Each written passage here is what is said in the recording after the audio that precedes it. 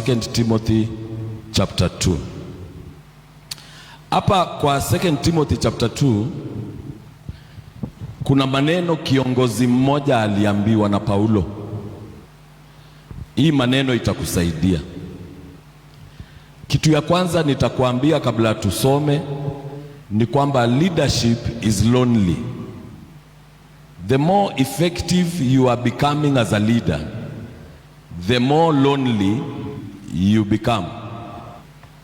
Na hivyo ndiyo maisha inakuanga.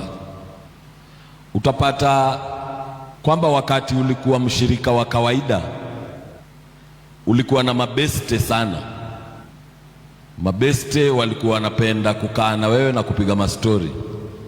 Lakini vile unaendelea kukuwa kiongozi, unapata huo muda wa kukaa, kubangaiza, kupiga mastori for long. Unapata huo muda ni kama hauko. Maana kila mtu ni kama hii kiwango umeingia, watu ni kama wako busy, kila mtu anapambana, kila mtu anaendelea na kufanya vitu vyake na kujisongesha mbele. Ndio unasikiaga wakisema it is lonely at the top.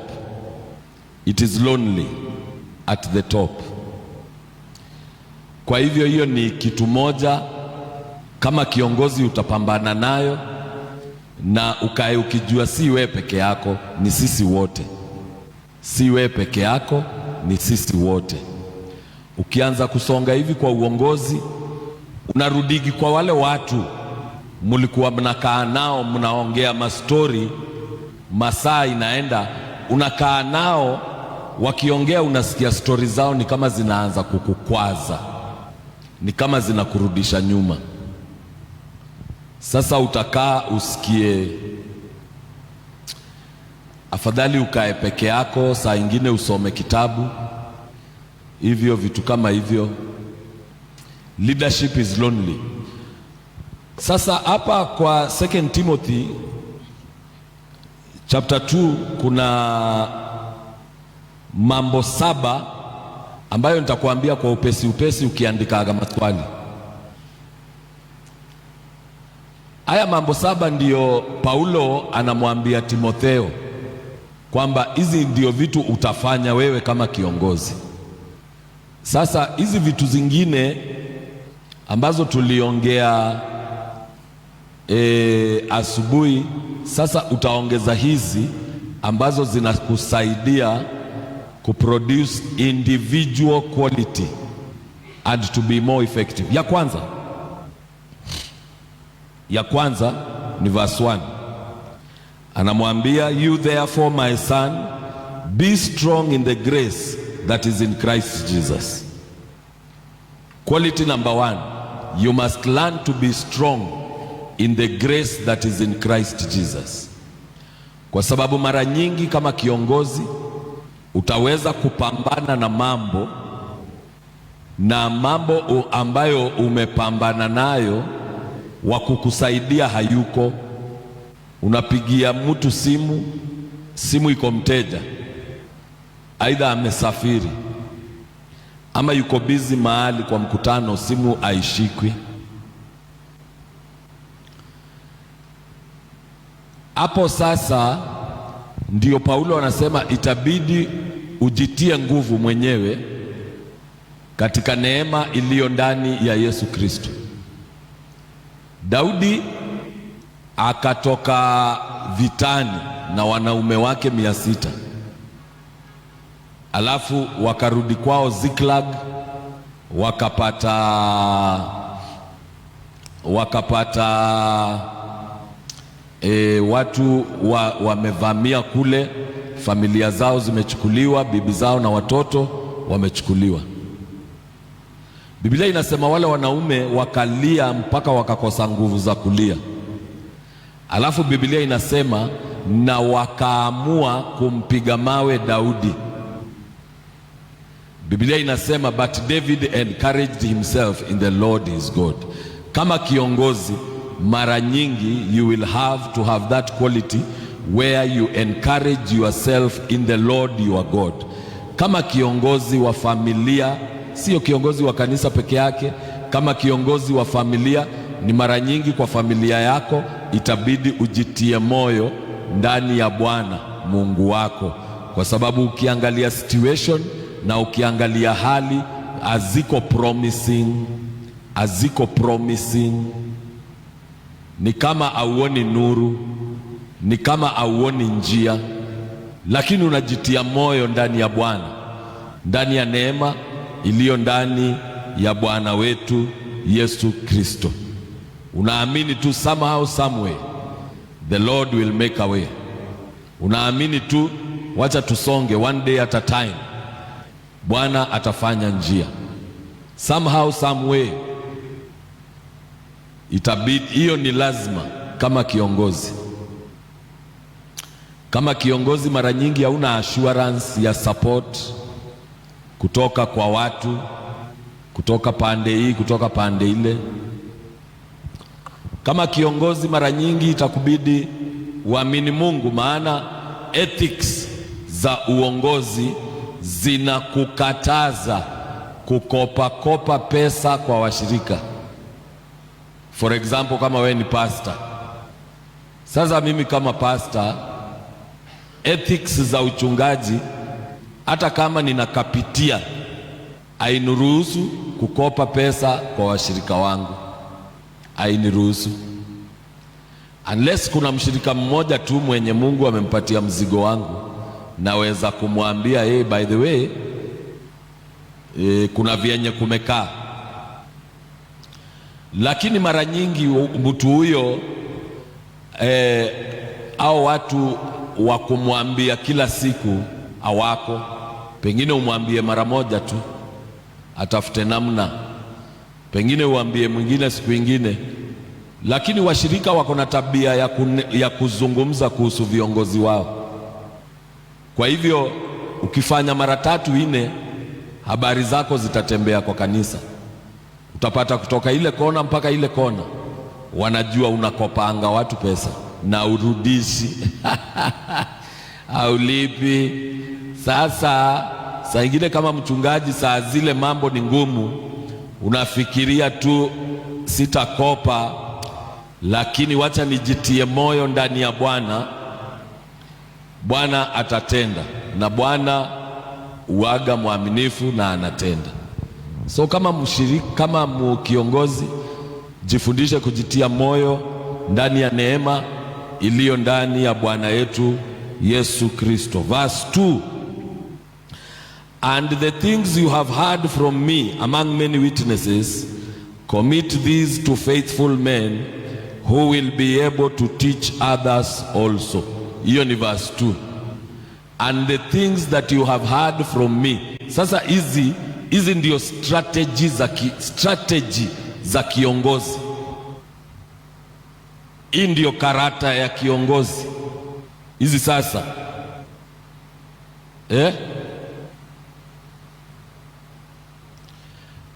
And the things you have heard from me among many witnesses, commit these to faithful men who will be able to teach others also. Don't deal with people who are not faithful.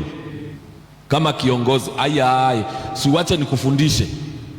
We ni kiongozi wa familia yako, si ndio?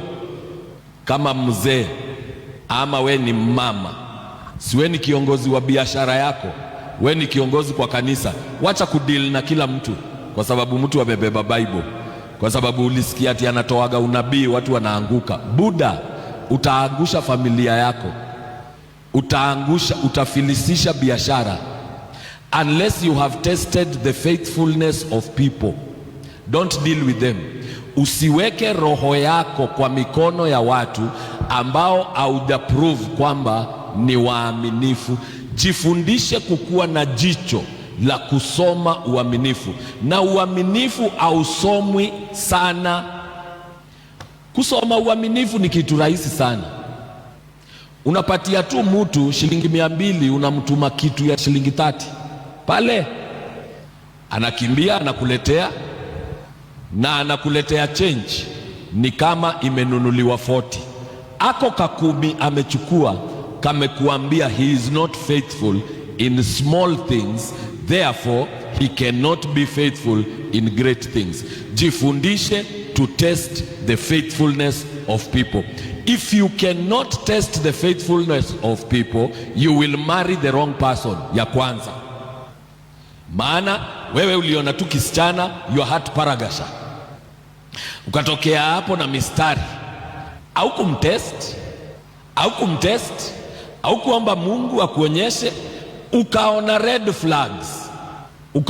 flags akidanganya, akisengenya, lakini wewe uko so in love,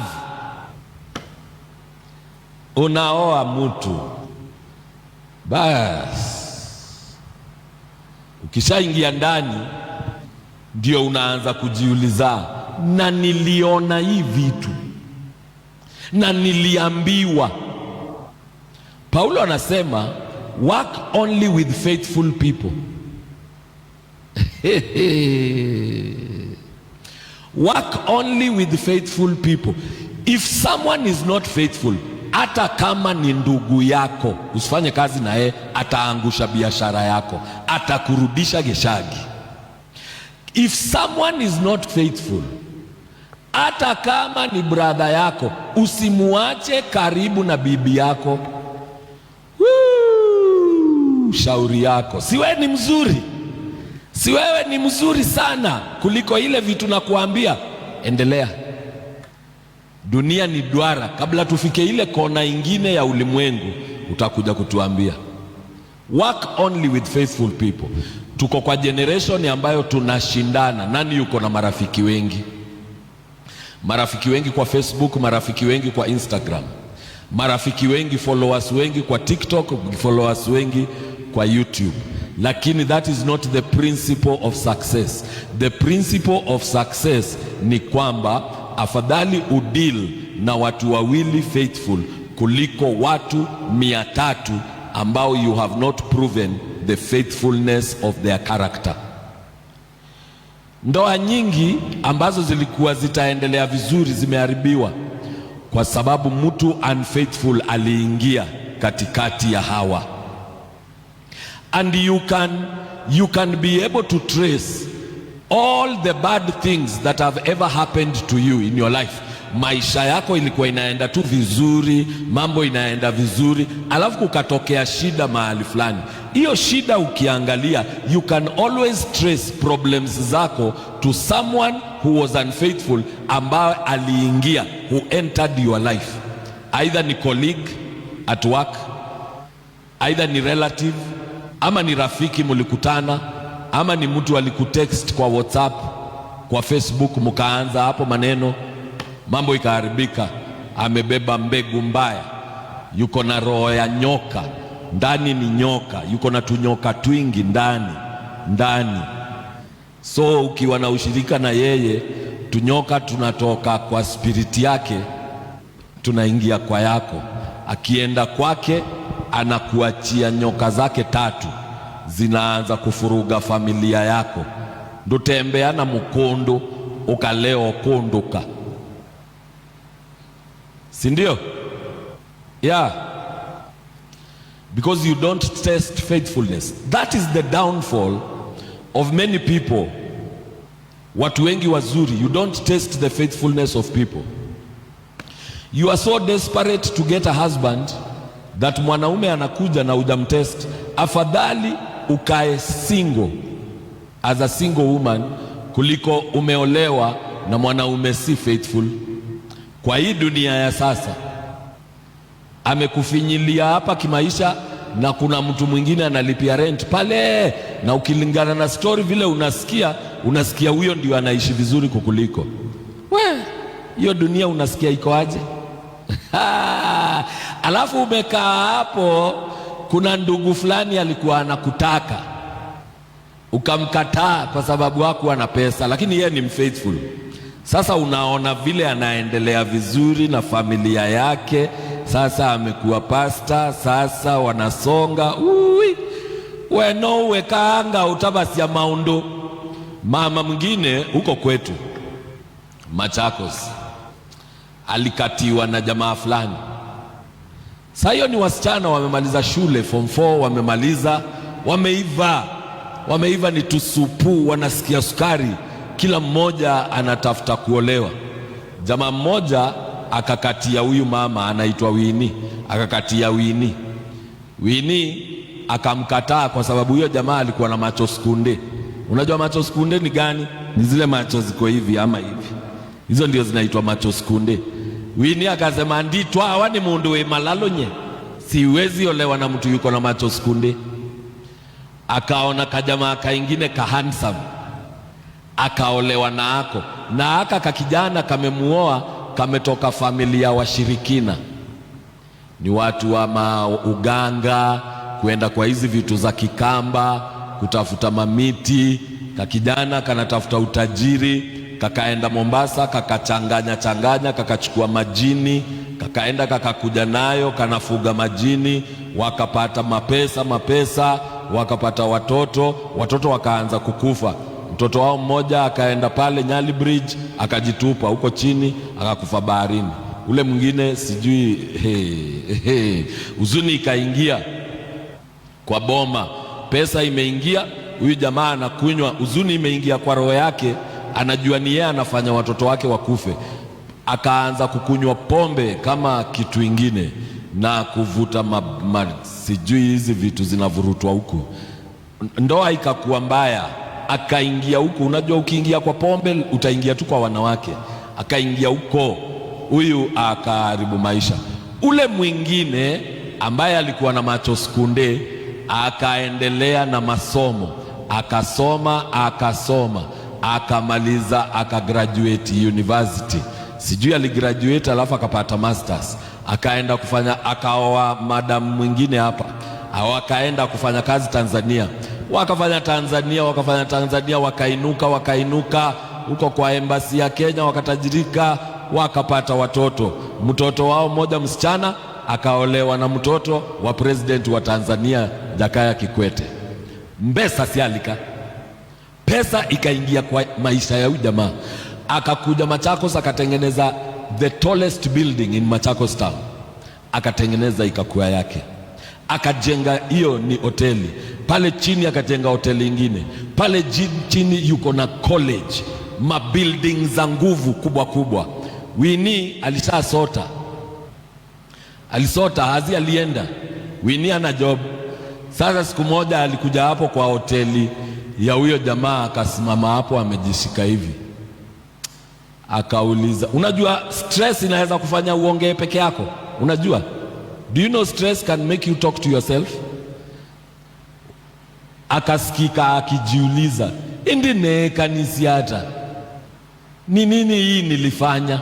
Umsee ameinua hoteli ya ghorofa 5 na ingine iko pale chini ya ghorofa 5, na pale yuko na college ya ghorofa 3. Bibi yake ule alimkubali akiwa naitwa Macho Skunde, anaendesha Range Rover.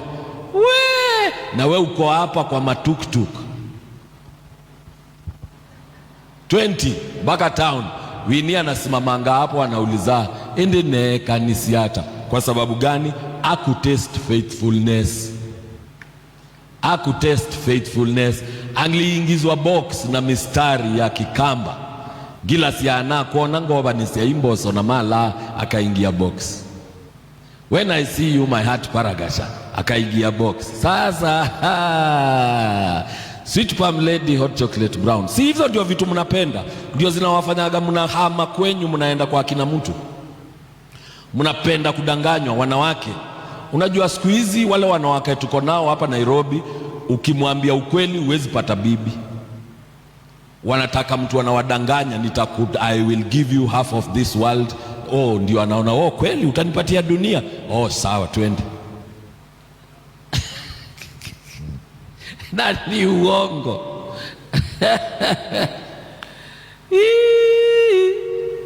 Sababu wanajaribu kukua kama watu waliona kwa TV na kwa mitandao. Watu wako na uongo sana, no faithfulness.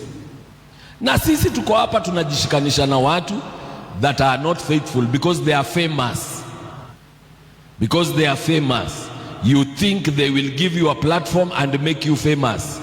they will make you great. Lakini unajua huyu mtu si faithful, ni mkora. Si hata wewe unasikiaga anauza madawa ya kulevya, lakini kwa nini unataka akuje kwako ndio akuendorse kwa watu? Lakini unajua ni criminal, but you know is a criminal. Unaona kanisa hapa kwetu Kenya vile imeingia uchafu. Kanisa inatukanwa kila mahali, kwa sababu sisi viongozi wa kanisa tunataka hawa watu, na tunajua ni waizi, wengine tunajua wanauza drugs, wengine tunajua wanaosha pesa, lakini tunataka wakuje kwa kanisa zetu ndio watu endorse. Na unajua vizuri sana story ya huyo mtu. Tumestruggle, tumeinua madhabahu. Hiyo madhabahu Biblia inasema the law came by Moses, grace and truth came through Jesus Christ. Hiyo madhabahu ni ya Yesu, inaongea grace and truth. Lakini tunataka mtu wa siasa akuje na akifika hapa tunampatia microphone, anasema uongo. Anasema uongo ati Raila aliuliwa. Kwa madhabahu ambayo imeinuliwa to speak grace and truth. Na chenye kinafanya tumheshimu namna hiyo ni pesa aliiba. Na si ati hatujui aliiba, tunajua. Lakini tunapenda Kenya, tunapenda unfaithfulness. Ndiyo sababu tunaangusha kazi. Ndiyo sababu tunaangusha mafamilia. Ndiyo sababu tunaangusha biashara. We don't taste faithfulness. We want fame. We want riches. We want the things of this world. Ndiyo sababu tunaangusha makanisa. Tunaangusha huduma. Tunaangusha familia. Unaenda unaleta mtu kwenyu, sijui ni sistako, anapita na bwana yako. Cousin, kuzo, anapita na mzee, anakuharibia nyumba, kwa sababu kabla ulete mtu au kutest faithfulness.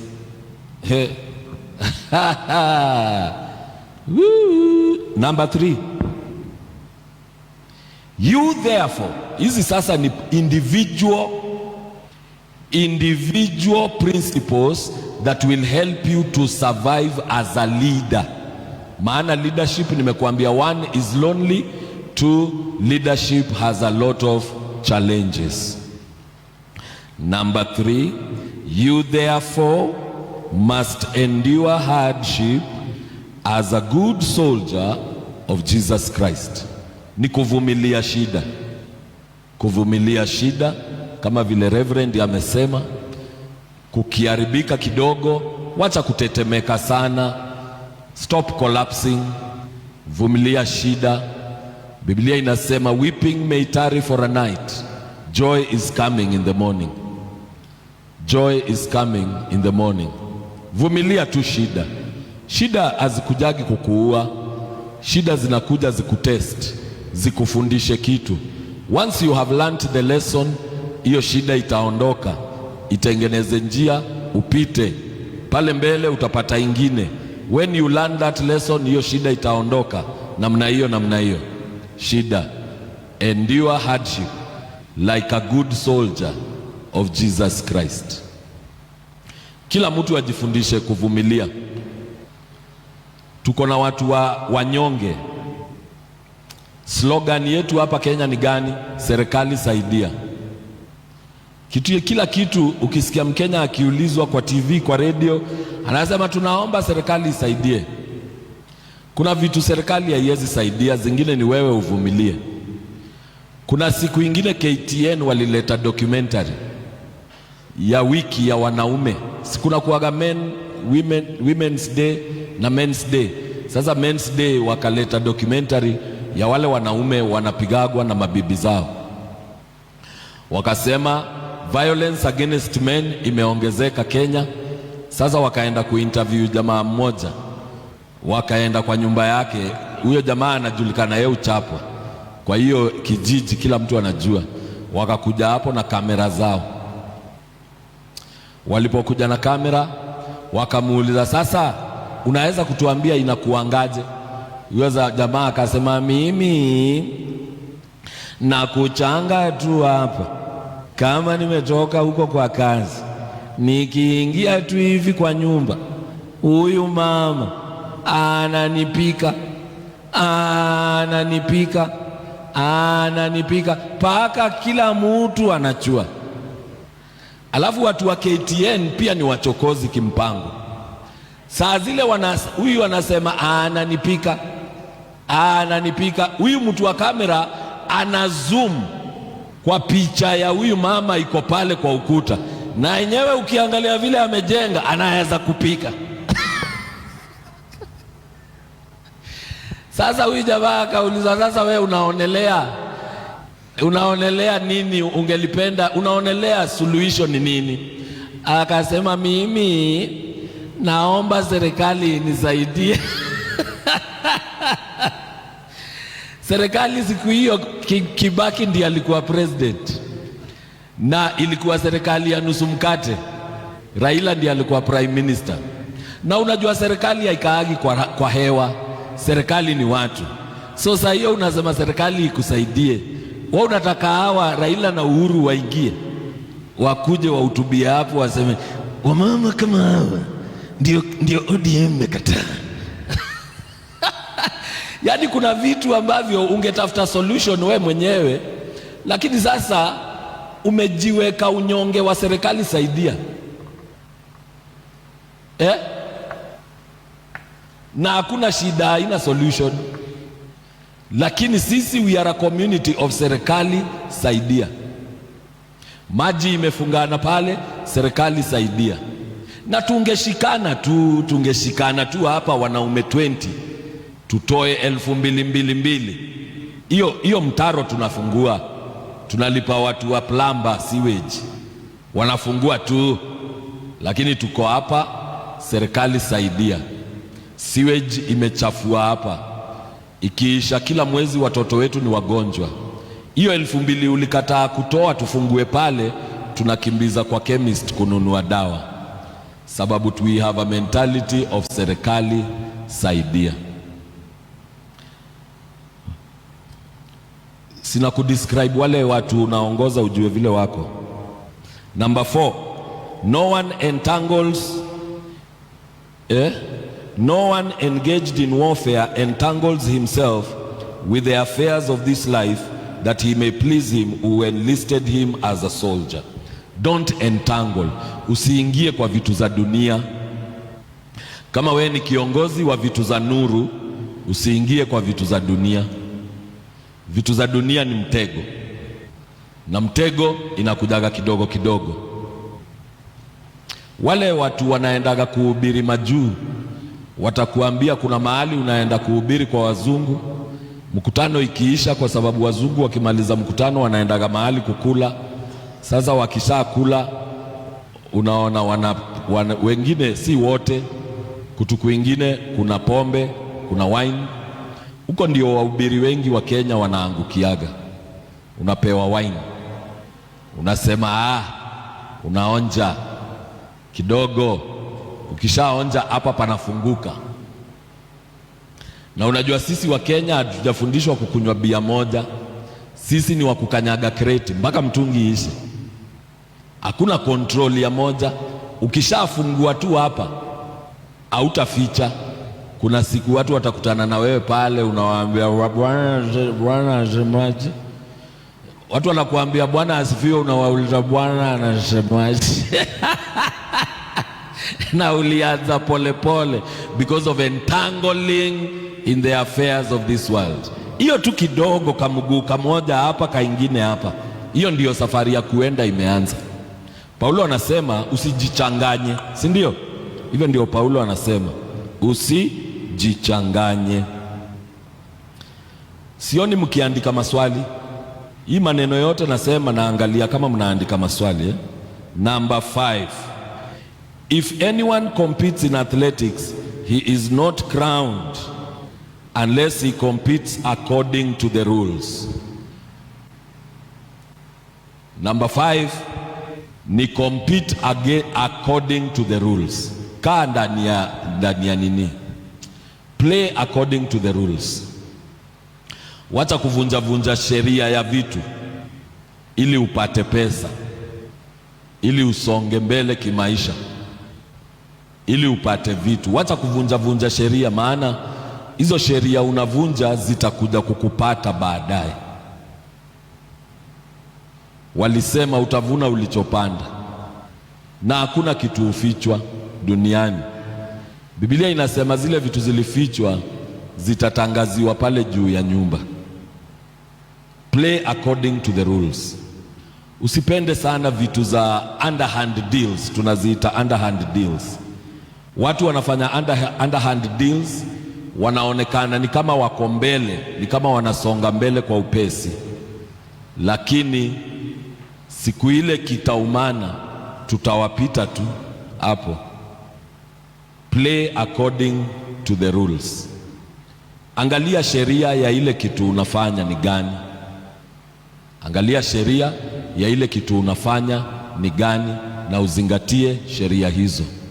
Sisi hapa Kenya tumefundishwa kuvunja sheria ni kujishanura. Ni kujishanura. Tuko na shida na uwezi jua. We are corrupt, but you may not know.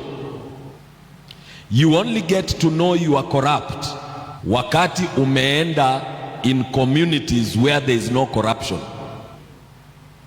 Ndio utapata kuna kitu inanisumbua na sio yangu, ni ya kwetu. Ni ya kwetu. Siku ingine nilienda huko tukiwa na bradhangu, sasa tukaenda sasa tukatembelea mzee mwingine, alikuwa ni kama ndio mzee wa yani alienda huko kitambo, so watu wengi walipokuja ni yeye aliwakaribisha, so akakuwa ni kama ndio baba yao huko Kansas.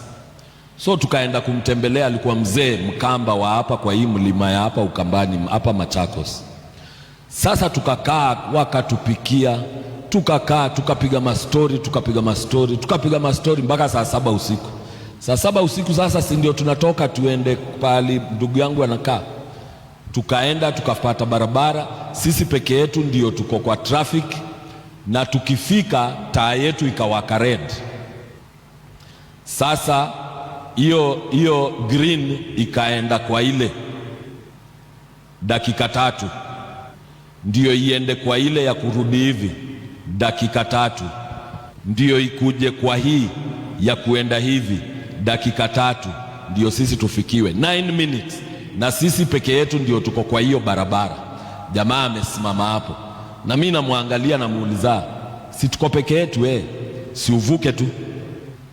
Yani sasa vile tunafanyaga huku Kenya kuruka mataa, unajua sisi kuruka mataa huku kwetu ni normal. Akaniambia huku hatufanyangi hivyo. Ukiruka mataa hata kama uko peke yako, wanakupiga picha, unawekewa fine. Kesho asubuhi utapata fine ya $300. Hizo ni karibu 25,000 kwa nini hapo kwako nje.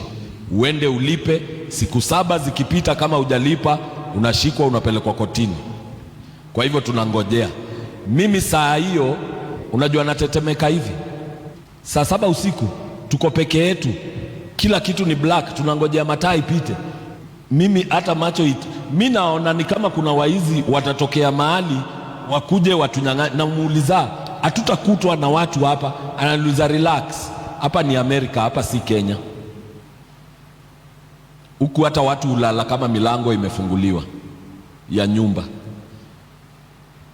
Ukienda huko unaenda unapata milango ni ambao na wafungi, unarudisha tu mlango. Jamaa mwingine nikaenda kuhubiri mahali panaitwa Midland, Texas. Nilikuwa nakaa kwa ndugu mmoja, tulikuwa church moja na yeye akaenda huko. Ufunguo ni moja. Sasa nikatoka kuhubiri one evening, akaniambia, pastor, wewe ukirudi kwa nyumba, ukirudishwa kwa nyumba, kwa sababu yeye yuko job, atatoka saa 9 usiku. Akaniambia, wewe usifunge mlango na ufunguo, we rudisha tu hivi mlango na ulale.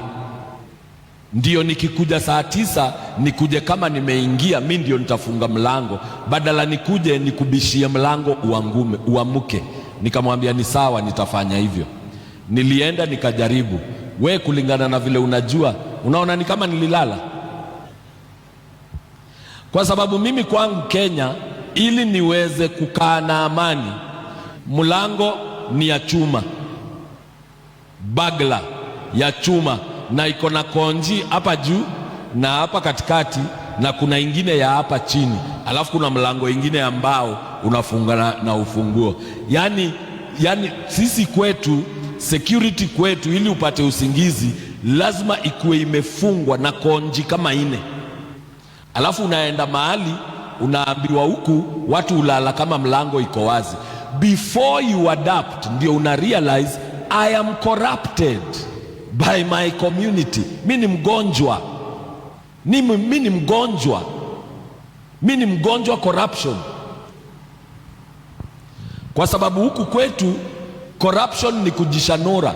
Jam ikitokea saa hii, si uangalie hapo kwa mtandao uone ile jam iko pale Nakuru, iko Nakuru Road. Kwa sababu gani? Kidogo kidogo tu hivi Wakenya washa overlap, kidogo kidogo Wakenya washa overlap. Sasa wamefungiana gari za kutoka huku na gari za kuenda hivi, wako hapo. Isipo tafutiwa solution, watalala hapo, watasherekea resurrection ya Yesu hapo kwa barabara kesho. Kwa sababu gani? Corruption. Hauwezi tu kaa kwa leni yako ungoje pale mbele pajitengeneze, tuende tu pole pole, kila mtu apite. We are corrupt, but you don't know. You don't know you are corrupt until you get to a community where those things don't exist. Because we have been taught not to run according to the rules. Sindio? Ya 6, the hard-working farmer must be the first to partake the crops. Sasa Timotheo anaambiwa work hard, fanya kazi kwa bidii, usiwe mnyonge, usiwe mvivu, work hard. Timotheo anaambiwa work hard, you must be a hard worker. Kama unataka kukua kiongozi wa watu, work hard. Wacha kukua mvivu, work hard. Usipende barangeti sana, usipende usingizi sana, work hard. Pastors wengine walienda siku ile Uhuru, siku ile Kibaki na Raila walikuwa na serikali yao ya nusu mkate.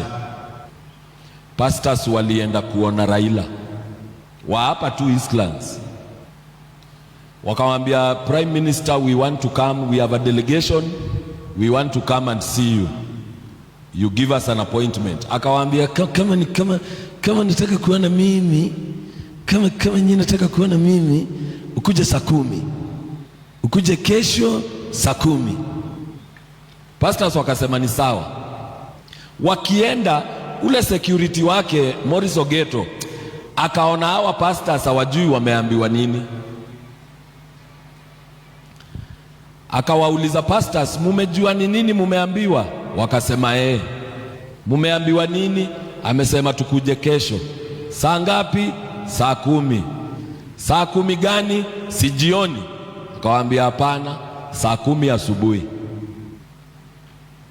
Na kweli kabisa, walipofika kwa ofisi yake saa 10 asubuhi, walimpata kwa ofisi ashafika anasoma gazeti.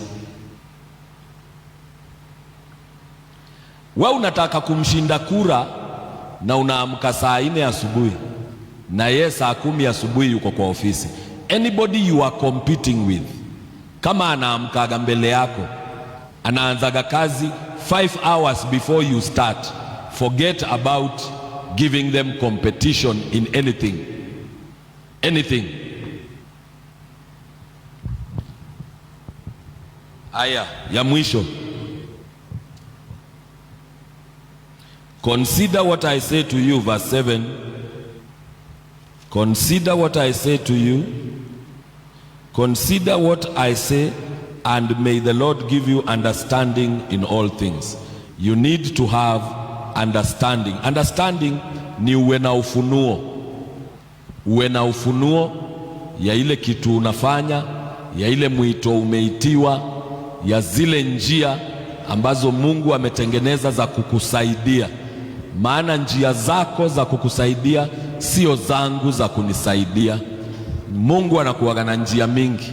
Hakuna wahubiri wawili ambao Mungu anawasaidiaga the same way. Kuna wengine Mungu anawasaidia kwa njia tofauti na mwingine. Pesa zote kwa dunia ni za Mungu na njia za Mungu za kuleta pesa ni tofauti. Kuna watu wengine biashara zao ndio zina sustain huduma zao. Kuna watu wengine sadaka zao ndio zina sustain huduma zao. Sasa pesa ni pesa na yote ni ya Mungu. Kuna wengine kama Reinhard Bonke hawarokoti sadaka kwa mikutano yao, maana ni wainjilisti, wanategemea donations and support from other preachers. Kuna mwingine huduma yake inakuwa sustained na the giving of the people. Kuna mwingine biashara zake Mungu amezibariki ziweze kubeba hiyo huduma. Pesa zote ni za Mungu. Tafuta understanding. How does God provide for you? Wacha kujilazimisha ati lazima ifanyike vile ulisikia Creflo akipeana ushuhuda. Wacha kujilazimisha. Wakristo wa siku hizi ni wa kujilazimisha, sababu alisikia ati Benny akiamka asubuhi anasemaga good morning Holy Spirit, pia yeye anaamuka anasema good morning Holy Spirit, alafu anashangaa mbona roho atembeagi kwa maisha yake. Hiyo ni style ya Benny, hiyo ni formula ya Benny. Wewe tafuta yako. Wewe labda roho akujangi kwako asubuhi, anaweza kuwa anakujaga saa 7. Nani alisema ni lazima akuje asubuhi? Kwa Adam si alikuwa anakujaga jioni, in the cool of the day. Get an understanding of who you are and what God is doing for you that is unique to other people. Amen. Tuachie hapo. Leteni maswali. Utachukua hizo maswali ulete tumalize sasa.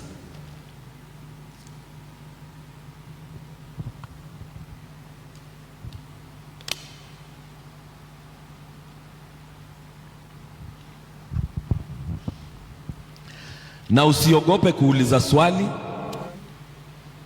usiogope kuandika swali. Hatujakuja kuaibishana, tunasaidiana, ni kujengana.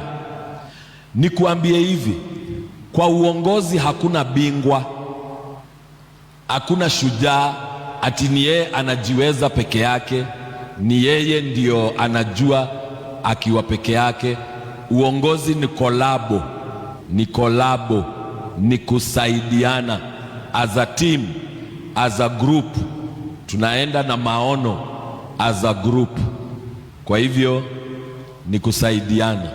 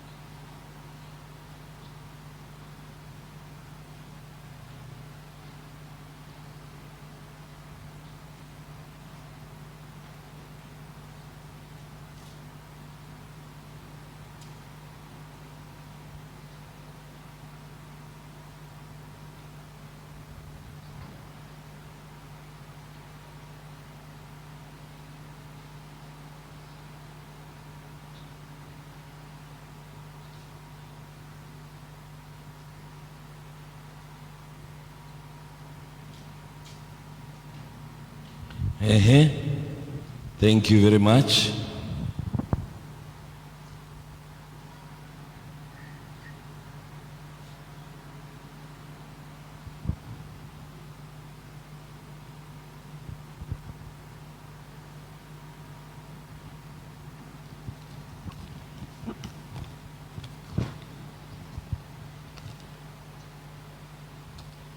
Aya, hapa tuko na maswali ni kama ni 3.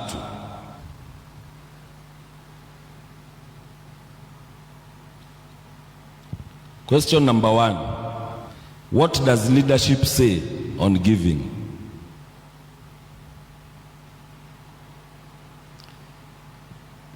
Does the Bible say man shall eat from his sweat?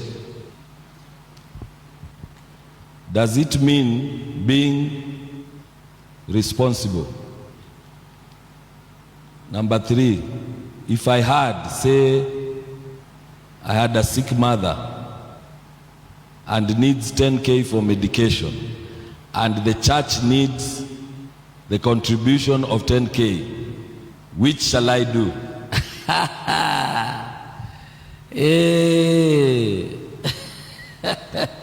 Ni sawa, hiyo ni maswali. Tafuta microphone nyingine tusaidiane kwa maswali.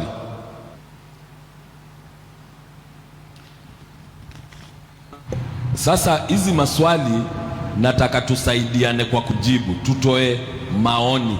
We unaoneleaje kama kiongozi? Wewe kama kiongozi unaona, what does leadership say about giving? Wewe kama kiongozi unaona kiongozi utoaji wake unatakikaniwa, for example, iwe aje? Let us exchange ideas. Can I have somebody who has an idea on that one? We unaonaje uongozi kama kiongozi, utoaji wa mtu akiwa kama kiongozi inatakikaniwa ikuwe aje? Kuna mtu yuko na swali, yuko na jibu, yuko na opinion? Wacheni kuona haya. Kuna mtu yuko na kitu anaweza sema?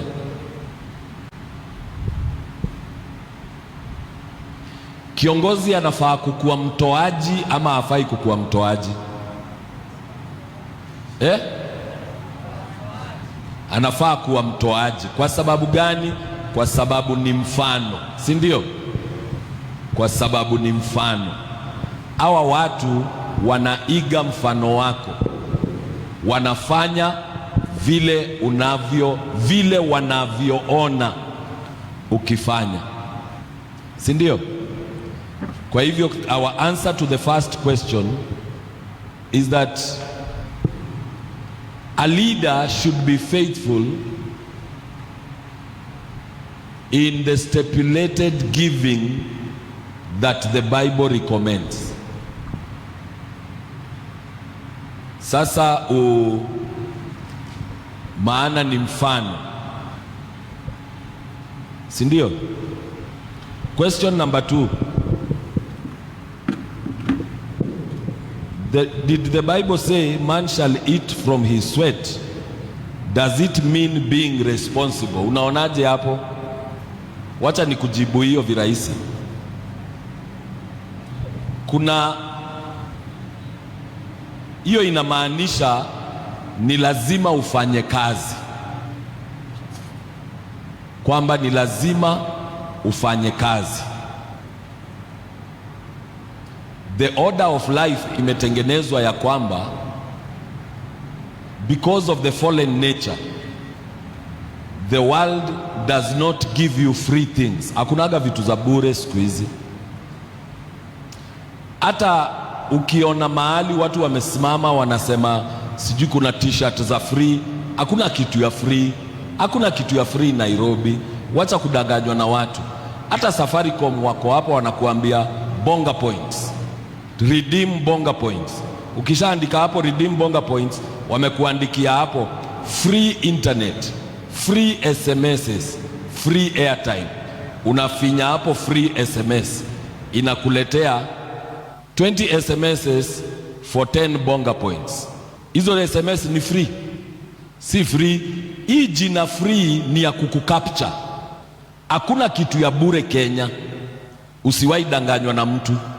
Na kile kinafanya watu washindwe na waibiwe na wakoniwe ni kwa sababu wanafikiria kuna vitu za bure. Hii kitu inaitwa free ni ya kukukapture ukuje tukunyang'anya. The order of life is that hakuna kitu ya free. Ufanye kazi ili life itakulipa. Lakini sweat, that's another topic for another day. Sweat does not guarantee riches. Sweat guarantees food. Utajiri haiko kwa sweat. Chakula ndio iko kwa sweat. Utajiri iko kwa wisdom. Ukisoma Proverbs, wisdom to do business, wisdom to do something. Hiyo ndio inaleta zaidi, ambayo tunaita utajiri yako ya kukula na kuweka na kufanya mambo na kusaidia wengine. Hiyo haiko kwa sweat, hiyo haiko kwa sweat, hiyo iko kwa wisdom. Ndio sababu kuna mtu ameamka asubuhi akatoka Mathare saa 11 akaenda industrial area. Amefanya kazi kuanzia saa 12 asubuhi, atamaliza kazi saa 12 jioni, atalipwa 500 kwa siku. Kuna mwingine leo kwa sababu ni Saturday ya Resurrection Sunday ameenda kucheza golf pale Muthaiga Golf Club. Amecheza golf kuanzia asubuhi saa 4, atamaliza saa 11. Akimaliza saa 11, wakishakaa pale wanakula kasnack, wamemaliza kucheza golf, anaingia hapa kwa internet, anaangalia shares zake, kampuni zake zimeingiza pesa ngapi, anaangalia, anaona leo kampuni zangu zimeingiza 20 million. Akicheza golf ameenda amelala, aja sweat, ameenda amelala. Akiamka asubuhi anaangalia shares, anapata kampuni zake usiku shares zake zimemletea 5 million kama amelala. Kwa sababu utajiri haiko kwa sweat. Sweat inakupatia food, kushiba, hautajasikia njaa kama una sweat. Lakini kama unataka ya kukula na ya kuweka, ambia Mungu akuongezee wisdom. Ama Bwana asifiwe. Hii ndio fiti.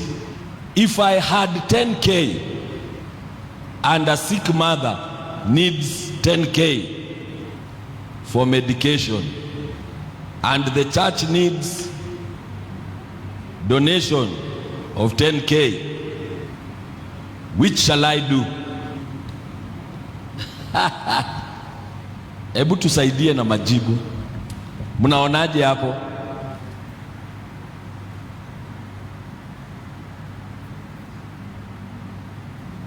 Nani atatusaidia na jibu ya hiyo swali? Nani yuko na idea?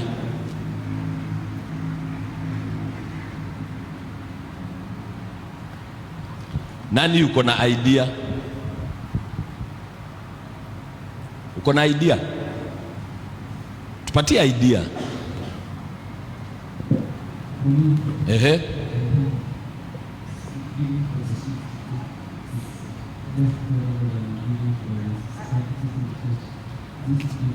Ehe.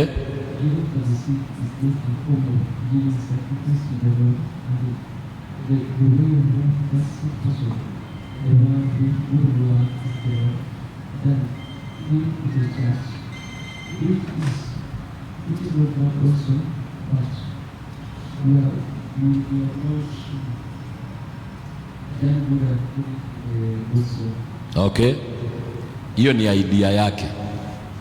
Anasema kusaidia wagonjwa ni afadhali kuliko kusaidia kanisa. Nani mwingine? Patia ule madamu microphone, yuko na kitu anataka kusema.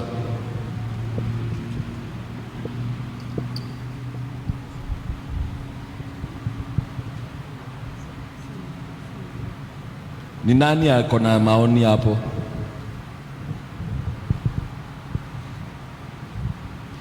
Okay, wacha tuulizane swali. Huyu mama yako uko na mpango akuwe mgonjwa muda gani?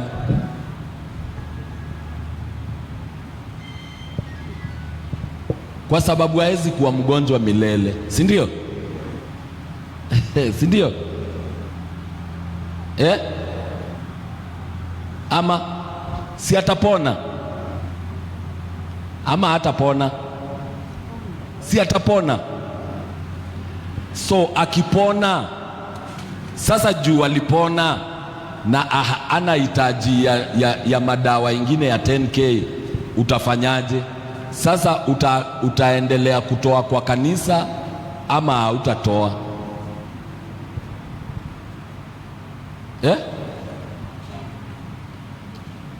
Sema na sauti, patia microphone, tusaidiane.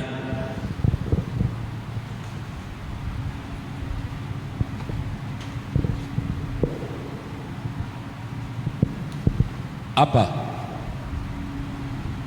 tusaidiane tu kwa maoni.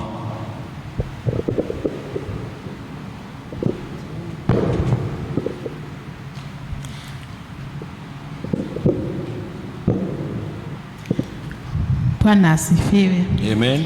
Mama akishapona unafaa utoe katika nyumba ya Bwana. Si ndio? Kwa sababu atapona. Si hivyo ndio tunaamini? Ama kuna mtu mwingine yuko na maoni ingine?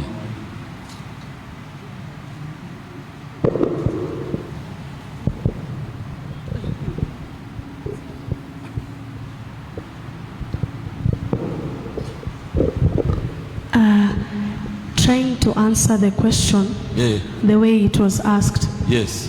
1 Timothy chapter 5 verse 8. The Bible says, anyone who does not provide for their relatives, and especially for their own household, has denied the faith. So this probably means you will have to provide for the sick one. Once they get better, you will give to the Lord. And also, the church needs contribution, and there are other people that are still contributing. Once your sick mother is getting better, obviously itabidi mkuja give God the thanks, the thanksgiving offering, to say for the good health and for the healing. Yeah, so that's my opinion. Yeah, that's also an opinion. Peana pale hivyo amesema.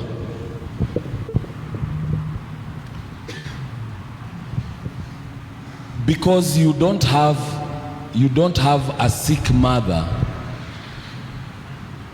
from January to December, from the year 2000 until the year 2026. Si kitu eternal. Na Biblia imepeana nafasi ya kwamba, first of all, we are not talking about church contributions. We are talking about giving to God tithes and offerings, not church contributions. We don't give church contribution.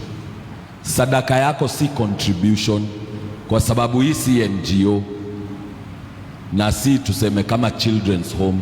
It is a sacrifice unto the Lord. It is an offering that you are giving unto the Lord.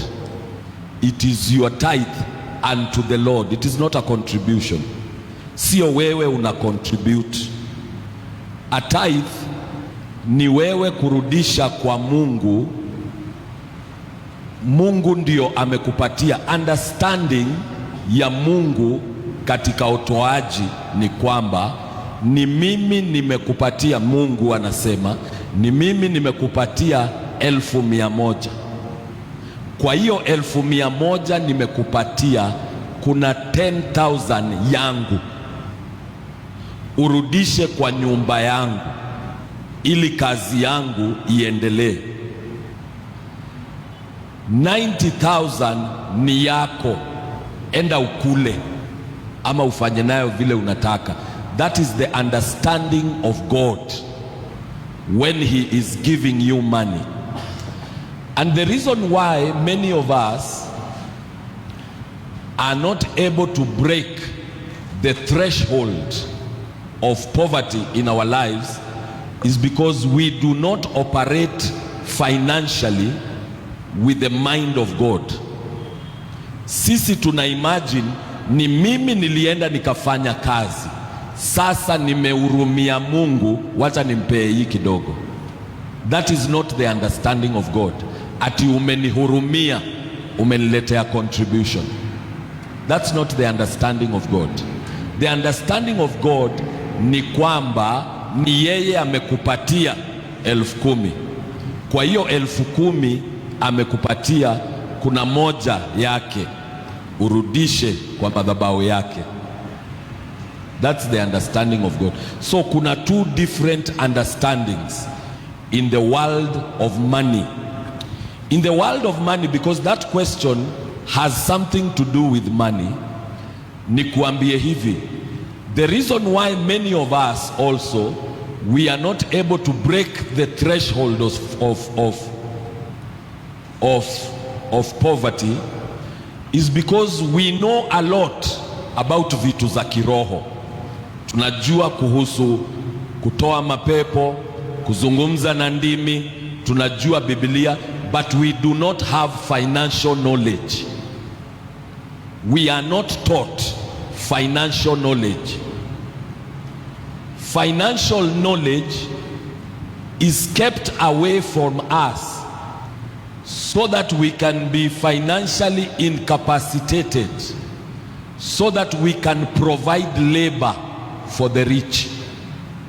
Because ukijua kuhusu pesa, kile ambacho bosi yako anajua, hautamfanyia kazi, utaanza yako kubwa kuliko hiyo. Lakini the security ambaye bosi yako yuko nayo ya wewe kumfanyia kazi is your lack of knowledge ya finance, but anakupelekaga training ya computer, anakupeleka training ya technology, uko na certificate zinatoshana kuanzia hapa chini mpaka hapa juu za career yako, lakini you lack financial knowledge. Therefore you can only operate by working for a person. Bill Gates alipoanza kupata financial knowledge, hata hakumaliza university, aliachia shule second year university, lakini wale watu ameandika watu wako na masters kwa career, kwa computers, kwa hizo vitu za Google, lakini hawajui financial knowledge kama yeye. So many of us we operate kwa financial knowledge that is faulty, that has been given to us with the aim of making us laborers. Kuna financial knowledge ya laborers na kuna financial knowledge ya employer. Kuna financial knowledge muhindi anafundishaga watoto wake kwa nyumba yake peke yake. Ndio unaona watoto wa Wahindi akianza kujua kutembea, anakimbia tu hapo around hapo, kwa hiyo biashara hapa, kwa kashia hapa, akianza kukua miaka 10 ndio anaoperate hapa. Pale nyumbani anafundishwa financial knowledge. Wewe unafundishwa professional knowledge, ku maintain the empire, lakini ujui pesa zinaingiaga ngapi, unangojeaga ile mshahara yako ya 50,000. Lakini kwa kusema ukweli, ukiangalia utaona huyo muhindi unamtengenezeaga 1 million per month. Wewe 1 million, mwingine 1 million, mwingine 1 million, na anawalipa 50,000. Lakini you are very happy kwamba muhindi anakupenda. Ati huyo muhindi ananipenda sana, nikiitisha tu off hawezi kuninyima. Amekuwai. So it is faulty financial knowledge that tells us kwamba ni sisi tunasaidianga Mungu na contribution. It is a faulty financial knowledge, na ndio hatutajiriki,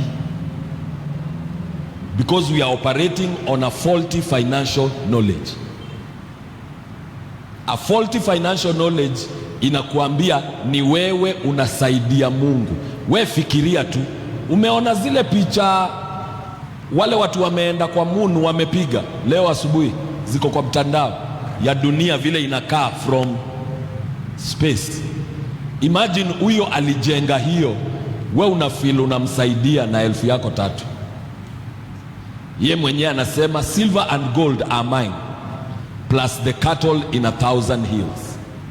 Zote ni zake. Uko kwao mbinguni, barabara ni za dhahabu, ukuta za ule mji ni precious stones, diamonds and onyx and other precious stones. Lakini because we are operating on an inferior financial knowledge, we feel kwamba hiyo 500 yangu nimefanya kumsaidia. Auoni tuko wrong?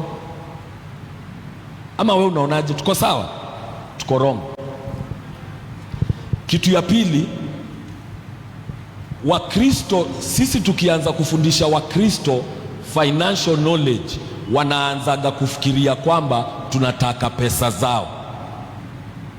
That is why pastors hawana confidence ya kufundisha watu financial knowledge, because immediately a pastor begins to teach you financial knowledge, you begin to think he wants your money. And yet God is able. Kuna pastor mmoja, God is able to provide for his work. Pastor mmoja yuko tu hapa, Muhindi mmoja hapa Parklands alishikwa na kansa hapa tu. Muhindi akapelekwa dunia yake yote, akatibiwa mahospitali zote, ikashindikana. Akaambiwa arudishwe nyumbani, maana sasa amebakisha miezi. So akiwa hapa Parklands, mfanyikazi wake mmoja akamwambia, boss, si umejaribu kila kitu, hospitali zote, mpaka waganga wote wa India, si umejaribu, imeshindikana? Sasa hiyo Muhindi anatana hivi. Akamwambia, na situite nani anaombeanga hizo vitu? Muhindi akasema, hapana, hiyo nimeshaambiwa, wacha tu. Wakambembeleza wafanyikazi, wakambembeleza to try to the last one, the last, because we have tried everything, let's try this one, is the last one. Akaona hawa wafanyikazi wake wamempresha sana, akasema sawa, muiteni. Sitakuambia jina yake. Akapigiwa simu, akaulizwa, unaweza kuja Parklands, kuna mgonjwa? Akasema naweza kuja. Akaenda, akaona Muhindi hapo kwa sitting room, akampiga touch fire, cancer, toka, toto, deliverance. Akaulizwa, unajisikiaje? Muhindi akasema nasikia mwepesi. Akamwambia, wacha niende test Nairobi Hospital, I will talk to you after 3 weeks, nikuambie kama Mungu wako ametenda. Hii ndio latest. Unajua kuna watu wanajiuliza mtu anatoa wapi pesa, maana kuna mhubiri anatembea, ukiangalia unaona kweli kabisa yuko na pesa mingi, lakini wewe unafikiri ni hii 1,000 ni hii 300 wanachukua hapa kwa sadaka. Wacha nikuambie mambo ya Mungu. 3 weeks akapigiwa simu, pastor kuja, akarudi Parklands. Muhindi sasa hata ngozi imeanza kuchange, ameanza kukaa ni kama kilo inaongezeka. Akamwambia, your God is good, test zimerudi, sina ugonjwa kwa damu. Akamuuliza, what do you want? Huyu jamani msapere bana, huyu jamani msapere, ngojei kuuliza. Unajua sisi wengine wapole tunauliza we unaoneleaje? Yeye akamwambia I want to build a church worth 1 billion Kenya shillings.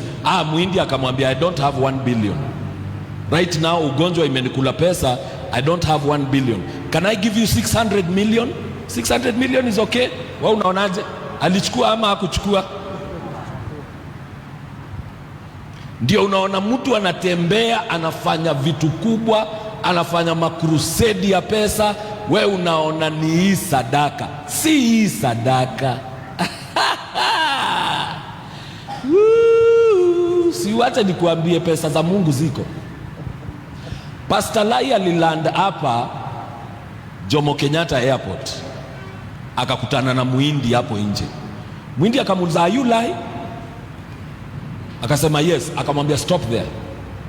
Akakimbia Barclays hapo airport, akakuja na kagunia akampatia, akamuuliza what is inside? Akamwambia 1 million.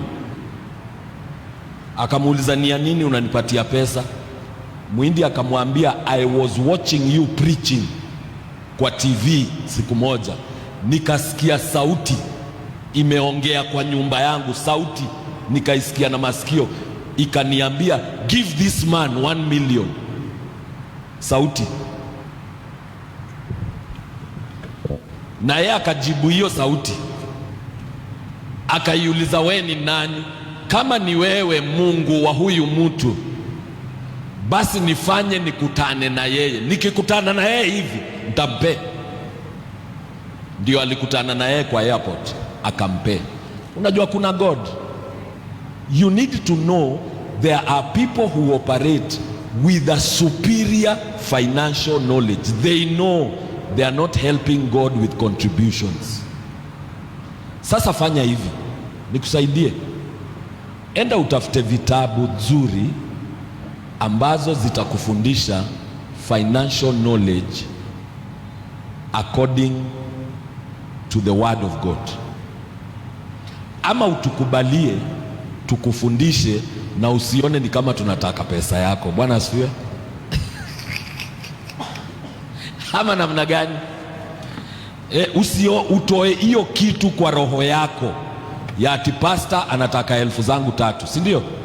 That is how you will get to know that it is possible for God to get you to a place whereby you not only have hiyo 10,000 ya kusaidia mama mgonjwa, but it is possible to have hiyo 10,000 ya kununulia mama dawa, na ukuwe na another 10,000 ya kutolea Mungu. Unajua tuna assume that we must always work from a point of lack where we have only 10,000.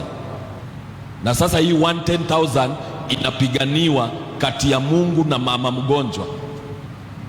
Na je, tukakuwa na 10,000 ya kwamba tunaweza tolea Mungu 10,000, another 10,000 tununulie mama dawa, another 10,000 tusaidie maskini, na another 10,000 tuweke to save, na 10,000 tupeleke watoto na bibi Uhuru Park wakatembee tukule hiyo pesa.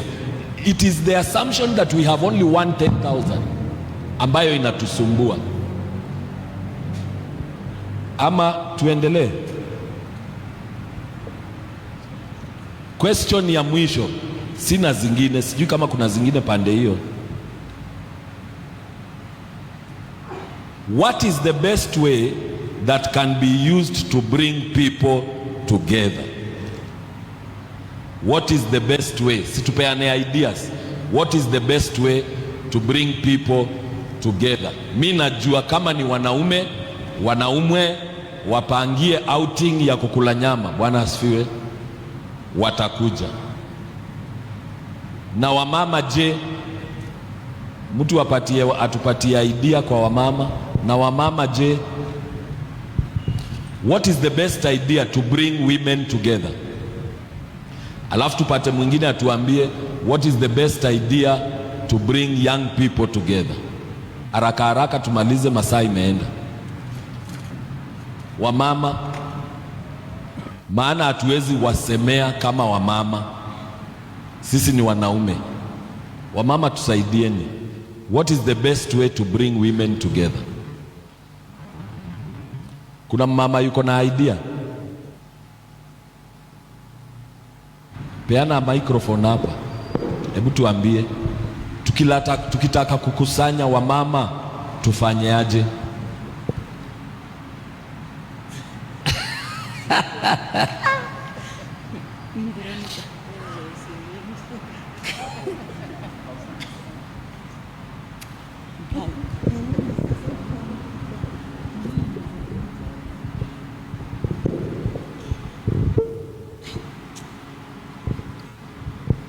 Kwa mawazo yangu unaweza leta wamama kupitia mambo mengi. Kitu ya kwanza ujaribu kumwelewa, utamleta karibu. Kitu ya pili, ukitengeneza kama vitu kama chama. Wamama wanapendanga chama. Utaweza kuwaleta pamoja. Na pia maombi, wamama wanapendanga maombi. Labda tusaidiwe na chair lady. Asante. Yes, chair lady, thank you.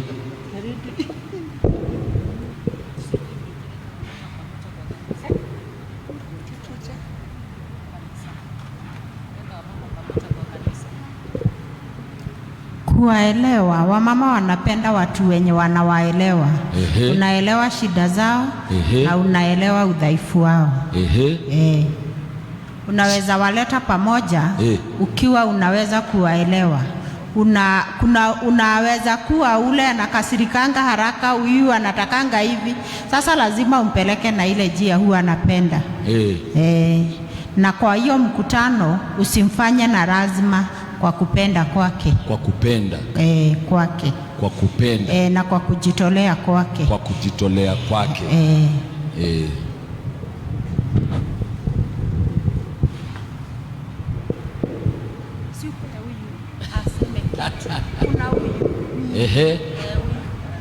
Hapo kuna idea. Ukiona watu wanakupatia microphone sana, ni kwa sababu wanajua unakuwa na ideas.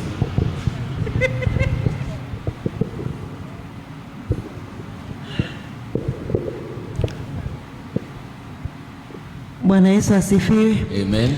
Acha nisimame. Katika kikundi cha wamama ni mambo mengi yanaweza fanya watu wajumuike pamoja kwa kushirikiana mmoja na mwingine na kubebeana mizigo. Kama unaweza beba mzigo wa mwingine utapendeza, na watakuwa wakisema kwamba kama Charity anaweza kubebea mtu mzigo, na kwamba huyo Charity ni mzuri, anabebeanga watu mzigo. Mzigo ni nini? Yani kama nimejitoa kwako, kuna mambo ambayo ninaenda yani yananisumbua ama ninayapitia, alafu unakubali tuendanishe pamoja nawe katika hako kasafari. Unajitoa kwangu, ama unanipa kifua nililie kwako. That means ya kwamba ninakubebea mzigo. Na pia katika wamama wanapenda ule mtu ambaye atapelekana na yeye kasafari moyo wako umeuweka kuwa kaburi, ya kwamba nikikwambia yale mambo ambayo ninayoyapitia hautayatangaza huko nje. So unaweza kutanisha hawa mama na mnaweza endelea pamoja. Wow. Si unaona kwa nini unapewa microphone na kila mtu? Kwa sababu uko na ideas. Umesikia kwamba kile kinaleta wamama pamoja ni vitu ambazo zinahusikana na standing with each other na kusupport one another katika mambo ambayo wanapitia. Na ukijua mambo ile anapitia, usimtangaze, si ndio? Usimtangaze,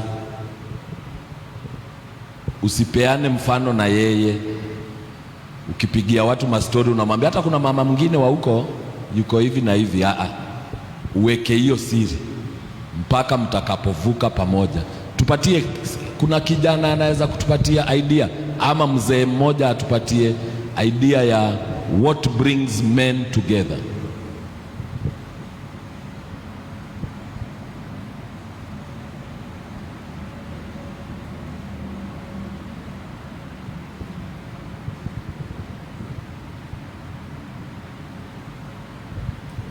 Caxton, tuambie kitu. Pole, we ndio kwa hawa wanaume wote, we ndio unajua jina yako peke yako, sasa kwa hivyo ndio umeangukiwa na hiyo.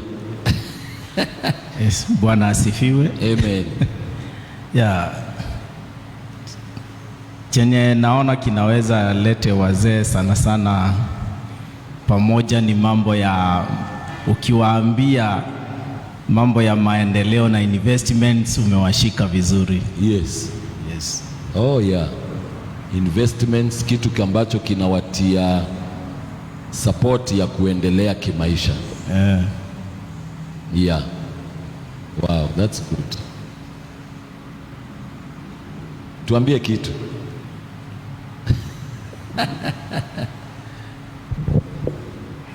Bwana Yesu asifiwe. Amen. Ukiambia wanaume wakutane kama venye ulikuwa umesema, wakutane pahali wa kule Kakitu, wakiongea mambo, yani watoke kwa hii haso ya nini ya dunia kidogo, waende waongee, wapunguze stress, yeah. Maana wanaume wamebebeshwa mizigo mizito, yeah, ya kuprovide, yeah. Amen. Kweli kabisa. Sister, utatuambia vijana, young people, Gen Z, ni nini inawaleta together? Maana Gen Z wa sasa sijui kama kile kinawaleta pamoja ndio kilikuwa kinatuletanga pamoja sisi tukiwa youth. Hebu tuambie saa hii ni nini? Kitu inaweza leta young people together is when we come together, there is a fun day or good music and food. Fun day, hikes, kitu okay, tunasema outdoor activities. Outdoor activities, kama hikes, sports, michezo fulani, na kukuwe na chakula mzuri. Hiyo wanafurahia. Yeah. Thank you very much. Si Reverend akuja aendelee kutoka hapo. Patia Reverend makofi anapokuja. Bwana asifiwe. Pige makofi mwalimu wetu.